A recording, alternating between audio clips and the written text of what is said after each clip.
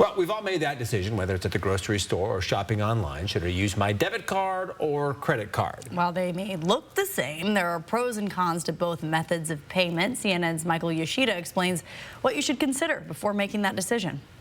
To debit or credit? That's the question.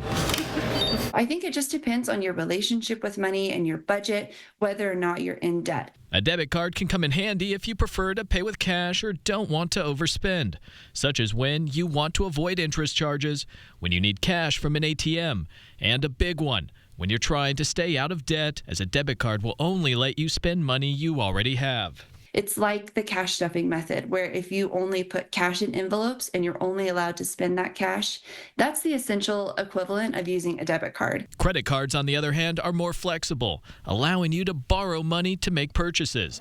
They're also useful for earning rewards and points, building your credit score, shopping online with fraud protections debit cards may not have, and booking hotels or rental cars, which may require security deposits. If you have a credit card, that hold only goes on your line of credit. If you're using a debit card, that means you have to already have that deposit amount in your account. So what's the bottom line? Know your spending habits and what you want out of each card. It depends on how you manage your money and also what you're buying. For big purchases, I often err on the side of credit cards for those protections. But debit cards could be really great for those everyday small purchases because the money's taken directly out of your checking account.